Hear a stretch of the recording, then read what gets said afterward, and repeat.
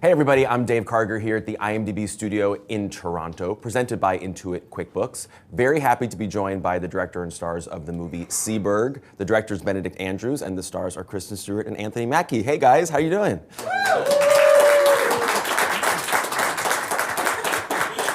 Studio audience. Listen. It's like 1985. At 9 in the morning. That's Yeah, very impressive. yeah.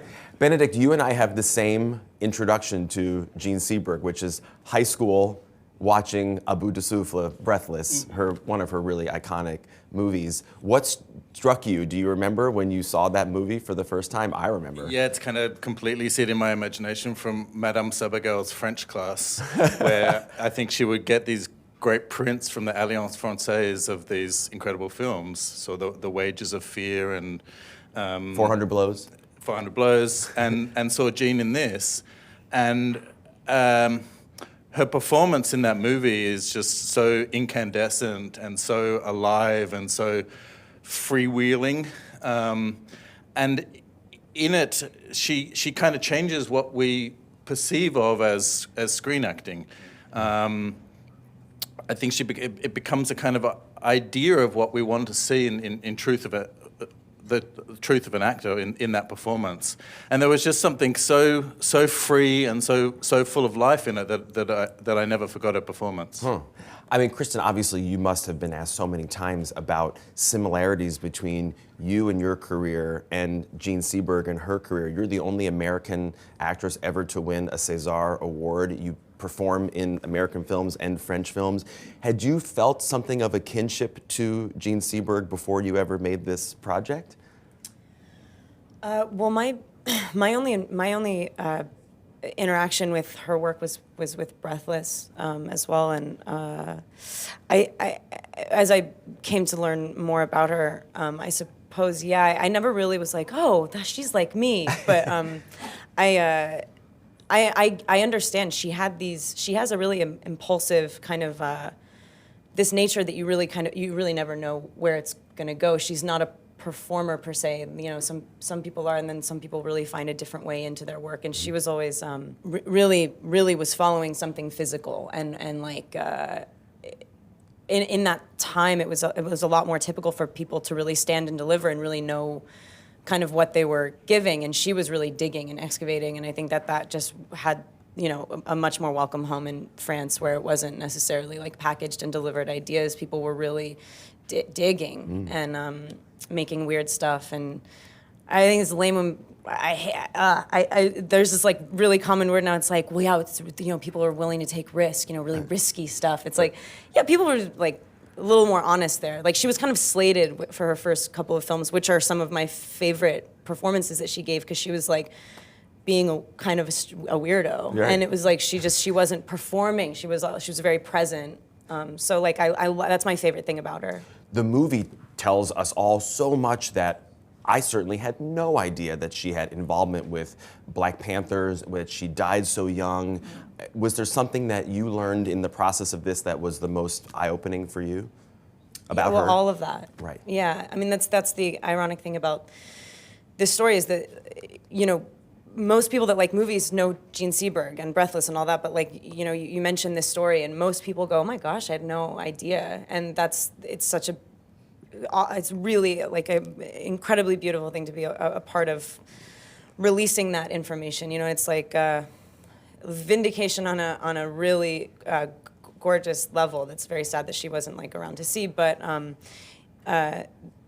they ultimately didn't win, because we know now, but like for many years it was like the cover-up worked, you know what I mean? Like, she really was muzzled in this grotesque way. Anthony, we've obviously seen Black Panthers portrayed in films before, but never, I don't think, to the complexity that is in your hands in this film as Hakeem Jamal. What were you most interested in bringing across as you were putting this performance and character together? Well, the great thing about Hakeem Jamal is he wasn't a Black Panther. He had his own movement separate from that, but they supported him because of his relationships and background with other people in the party. But, you know, I feel like there's such a stigma, there's such a negative connotation that comes along with the idea of being a Black Panther. And that was put out there by, the American government trying to stifle that movement as far as empowerment for African Americans and people of color at that time. So it was just more for me to show this intelligent, easygoing figure who was misrepresented and thrown into the limelight in a very negative way that truly wasn't who he was at all and what he represented at all. Yeah. What about the scenes where you guys are kind of recreating Gene's work? I mean, what was that involving as far as, trying to make it seem really accurate? And did you take a lot of time to study what she had done in order to make it seem just right? We began on our hair and makeup day with recreating the shoot from Breathless, so we jumped in the deep end. Oh my gosh. And we studied that very accurately, like every kind of single beat of Gene's gesture in that, and also the audition we did on that day, her audition for Otto Preminger, when she's 18 years old. But they were the only bits we really studied accurately. The rest Well, they're the only Googleable bits that are in the movie. Okay. So we were like, well, can't Gotta get mess this right. one up. Yeah, and in the others, I guess what I love about Kristen's performance is she kind of embodies Gene from the inside out. Like you were talking about, Gene was that type of actress too. So it was very important for us to not try and kind of copy Gene, except in those moments very accurately. But there's one other moment that I really love that was kind of quite spontaneous when Gene is taking pills in the mirror in the bathroom in New York, and she does this little gesture that is a moment from Breathless. It's a little quote from Breathless, and that was Because Breathless is so gestural. That's one of the coolest parts about the movie is like all the weird ways that they interact physically together, and like. And this is completely. Out of I think nowhere, we yeah. got our shot already. And then I whispered to you, do you remember that moment in Breathless where she does that? Let's Yeah. do it now. Yeah, and yeah. it's one of my favorite moments in the movie because of that. The kind of ghost of one of Gene's performance is coming back to her at a moment of crisis, but it's unstudied. Yeah. How great that you allowed for that kind of spontaneous moment to happen. That's, I think, what you're probably always wanting, right? Good job. Okay, so Anthony and Kristen, you guys both have other projects that people are excited about coming up. Kristen, you've got Charlie's Angels this fall.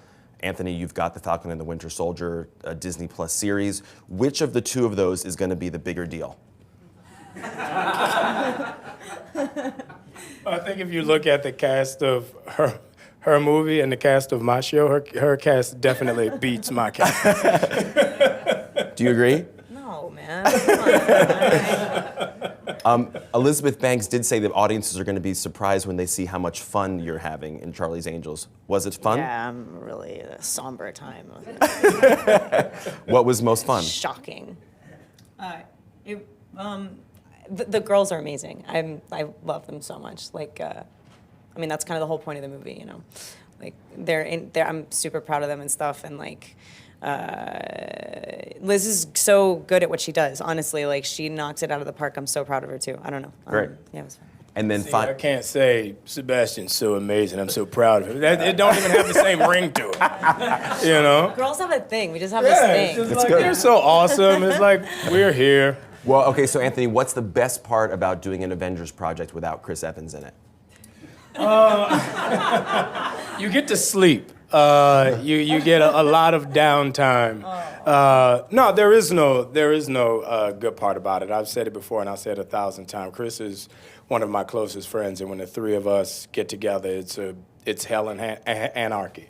So hopefully we'll be able to have him around to cause some trouble on set. Okay. I love him too. Good. Good answer.